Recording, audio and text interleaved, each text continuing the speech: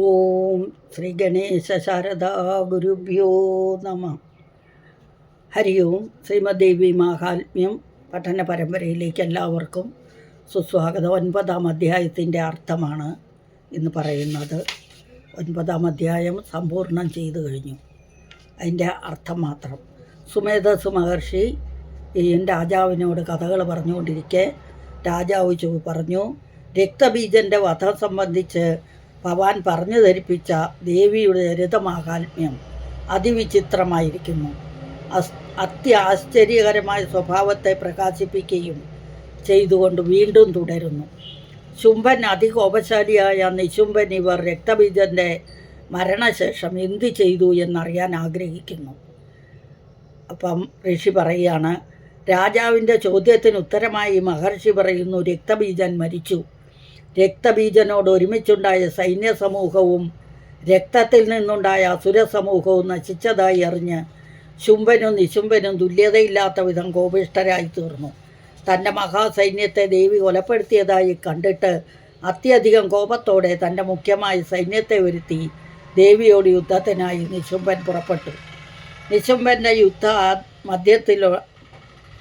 യുദ്ധ ഉദ്യമത്തിനായുള്ള യാത്രാ സന്ദർഭത്തിൽ ചില അസുരന്മാർ കോപത്തെ പ്രകാശിപ്പിക്കുന്ന രീതിയിൽ ഓഷ്ടപുടങ്ങളിൽ കടിച്ച് അവരുടെ സഹിക്കവയ്യാത്ത ക്രോധത്തെ പ്രത്യക്ഷപ്പെടുത്തിക്കൊണ്ട് ദേവിയെ കൊല്ലുവാനായി പുറപ്പെട്ടു. മാതൃഗണത്തോട് യുദ്ധം ചെയ്തുകൊണ്ടിരുന്ന അതിവീര്യശാലിയായ ശുംഭൻ കോപാവിഷ്ടനായി ചണ്ഡികയെ കൊല്ലുവാൻ അതിവേഗം പാഞ്ഞെത്തി. അനന്തരം ദേവിയും നിശുംഭന്മാരും തമ്മിൽ വലുതായ യുദ്ധമുണ്ടായി.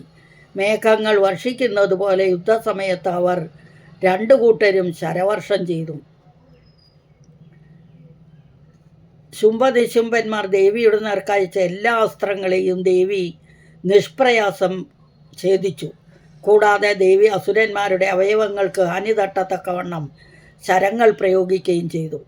അനന്തരം നിശുംഭൻ ഏറ്റവും മൂർച്ചയോടുകൂടിയതും പ്രകാശവത്തുമായ തൻ്റെ വാളും പരിചയം എടുത്തുകൊണ്ട് ദേവിയുടെ ഉത്തമ വാഹനമായ സിംഹത്തിൻ്റെ മൂർധാവിയിൽ വെട്ടി. ലോകമാതാവായ ദേവി ഭഗവതി തൻ്റെ വാഹനമായ സിംഹത്തിന് അടിയേറ്റതായി അറിഞ്ഞപ്പോൾ ക്ഷുരപ്രായ എന്നറിയപ്പെടുന്ന ഉത്തമമായ തൻ്റെ വിശിഷ്ട അസ്ത്രത്തെ പ്രയോഗിച്ച് നിശുംഭൻ്റെ വാളും 8 ചന്ദ്രക്കലകളോടുകൂടിയ പരിചയം മുറിച്ചു കളഞ്ഞു. വാളും പരിചയം നഷ്ടപ്പെട്ടപ്പോൾ നിശുംഭൻ ശക്തി എന്ന ആയുധത്തെ പ്രയോഗിച്ചു. ദേവി അതിനെയും തൻ്റെ ചക്രം കൊണ്ട് 2ആയി മുറിച്ചു. കോപം കൊണ്ട് കലുഷിതനായ നിശുംഭൻ തൻ്റെ ശൂലം ദേവിയുടെ നേർക്കയച്ചു. തൻ്റെ നേരെ പാഞ്ഞു വരുന്ന ശൂലത്തെ ദേവി കൈ ചുരുട്ടി ഇടിച്ചപ്പോൾ കഷ്ണങ്ങളായി നുറുങ്ങിപ്പോയി. ശൂലം മുറിഞ്ഞുപോയെന്ന് കണ്ടപ്പോൾ നിശുംഭൻ ഗദയെടുത്ത് ചുഴറ്റി ഭഗവതിയുടെ നേർക്കെറിഞ്ഞു. ദേവി തൻ്റെ തൃശൂലം പ്രയോഗിച്ച ഗദയെയും ഭസ്മമാക്കി.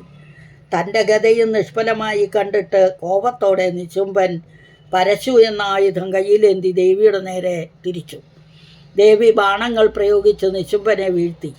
ഭീമവിക്രമനായ നിശുംഭൻ ഭൂമിയിൽ വീണത് കണ്ടപ്പോൾ സഹോദരനായ ശുംഭൻ ഏറ്റവും ക്രുദ്ധനായി തീർന്ന് ദേവിയെ കൊല്ലുവാനായി പുറപ്പെട്ടു.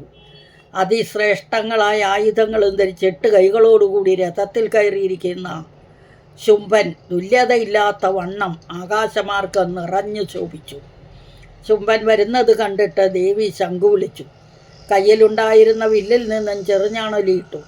പക്ഷേ ഇത് ശത്രുക്കൾക്ക് സഹിക്കാൻ പാടില്ലാത്തതായിരുന്നു. ദേവി തൻ്റെ മണിനാദത്താൽ അഷ്ടദിക്കുകളെയും നിറച്ചു. ഈ മണിനാദം എല്ലാ അസുര സൈന്യങ്ങളുടെയും തേജോവധത്തെ ചെയ്യുന്നതായിരുന്നു. സിംഹം ആനയുടെ മസ്തകം തല്ലിപ്പിളർന്ന് തൻ്റെ ആഹാരം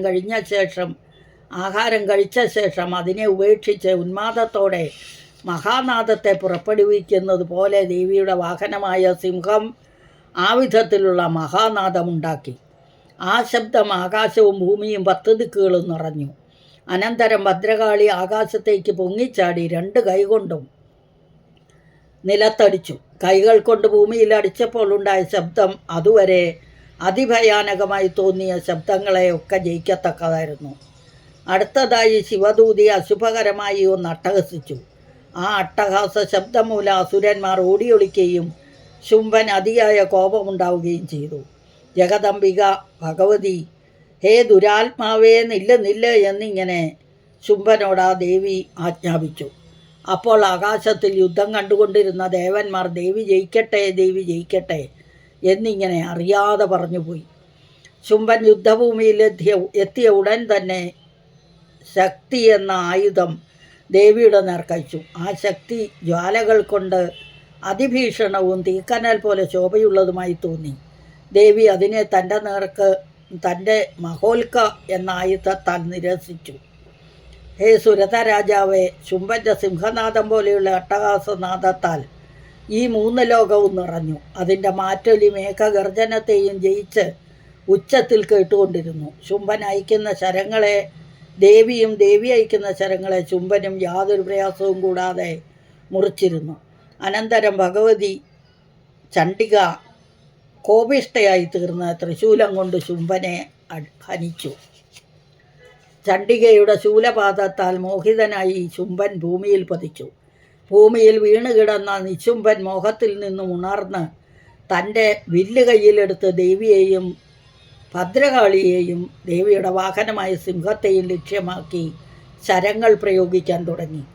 അസുരേശ്വരനായ നിശുംഭൻ തൻ്റെ മായാവൈഭവത്താൽ 10,000 കൈകളെ ഉണ്ടാക്കി. ആ കൈകളിൽ 10,000 ചക്രായുധത്തെ ധരിച്ചു. ഈ ചക്രങ്ങൾ പ്രയോഗിച്ച് ദേവിയെ കാണാൻ പാടില്ലാതാക്കി. എല്ലാവരുടെയും ദുഃഖത്തെ നശിപ്പിക്കുന്ന ദേവി ഭഗവതി ക്രുദ്ധയായി തീർന്നിട്ട് നിശുംഭൻ പ്രയോഗിച്ച ബാണങ്ങളെയും ചക്രങ്ങളെയും തൻ്റെ ശരങ്ങൾ കൊണ്ട് മുറിച്ചു. അനന്തരം നിശുംഭൻ തൻ്റെ ഗദയും കയ്യിലെടുത്ത് അസുര സൈന്യങ്ങളാൽ സമാവൃതനായി ഭഗവതിയെ കൊല്ലുവാനായി ചാടിച്ചെന്നു. ഭഗവതിയുടെ നേരെ വരുന്ന ഗദയെ ദേവി മൂർച്ചയേറിയ തൻ്റെ വാളുകൊണ്ട് മുറിച്ചു കളഞ്ഞു. അപ്പോൾ നിശുംഭൻ ശൂലമെടുത്തുകൊണ്ട് ദേവിയുടെ നേർക്ക് ചാടി. ശൂലം കയ്യിലേന്തി വരുന്ന ദേവശത്രുവായ നിശുംഭൻ്റെ ഹൃദയത്തിൽ ദേവി അതിവേഗത്തിൽ തൻ്റെ ശൂലത്തെ തറച്ചു. ദേവിയുടെ ശൂലമേറ്റ് പിളർന്ന നിശുംഭൻ്റെ ഹൃദയത്തിൽ നിന്ന് വേറൊരു മഹാസുരനുണ്ടായി. അവൻ മഹാബലവാനും മഹാവീര്യവാനും ദേവിയോട് നില്ല നില്ല എന്ന് പരുഷമായി പറയുന്നവനുമായിരുന്നു. നിശുംഭ ഹൃദയത്തിൽ നിന്ന് പുറപ്പെട്ട മഹാവീര്യവാനായ അസുരൻ്റെ തല ദേവി ഉടനെ തന്നെ തൻ്റെ വാൾ കൊണ്ട് ഛേദിച്ചു. അവൻ ഭൂമിയിൽ മരിച്ചു വീണു. അനന്തരം സിംഹം അസുര തലവന്മാരുടെ തലകളെ തൻ്റെ ഉഗ്രദംഷ്ട്രങ്ങൾ കൊണ്ട് കഷണങ്ങളാക്കി കഴിച്ചു. കാളിയും ശിവദൂതിയുമായി ആരെയും ഭക്ഷിച്ചു. അപ്പം ചില അസുരന്മാർ കൗമാരീദേവിയുടെ ശക്തി എന്ന ആയുധത്താൽ മുറിവേറ്റു മരിച്ചു. അതുപോലെ ബ്രഹ്മാണിയുടെ മന്ത്രത്താൽ പരിശുദ്ധമായ ജലം വീണ് ചില അസുരന്മാർ ഭൂമിയിൽ വീണു മരിച്ചു. ചില അസുരന്മാർ മഹേശ്വരിയുടെ ത്രിശൂല പ്രയോഗത്താൽ ഭൂമിയിൽ മരിച്ചു വീണു. വാരാഹിയുടെ മുഖാഗ്രത്താലുള്ള പ്രയോഗത്താൽ ചില അസുരന്മാർ ചൂർണീകൃതന്മാരായി ഭവിച്ചു. വൈഷ്ണവി ചക്രായുധ പ്രയോഗത്താൽ അനേകം അസുരന്മാരെ ഖഡ്ഗം ഖണ്ഡമാക്കി നുറുക്കിക്കളഞ്ഞു. ഇന്ദ്രാണിയുടെ വജ്രപാതമേറ്റ് ചില അസുരന്മാർ മരിച്ചു. ചില അസുരന്മാർ യുദ്ധത്തിൽ നശിച്ചു. ചിലർ മഹായുദ്ധത്തിൽ നഷ്ടന്മാരായി. ബാക്കിയുള്ളവരെ ഭദ്രകാളി, ശിവദൂതി വാഹനമായ സിംഹം എന്നിവർ ഭക്ഷിച്ചു. ഇതോടുകൂടി നമ്മുടെ 9-ാം അധ്യായത്തിൻ്റെ അർത്ഥവും മുഴുവൻ പറഞ്ഞു കഴിഞ്ഞു. ഇനി നമ്മൾക്ക് ഈ കിളിപ്പാട്ടിൽ എന്താ പറയുന്നതെന്ന് നോക്കാം അടുത്തത്.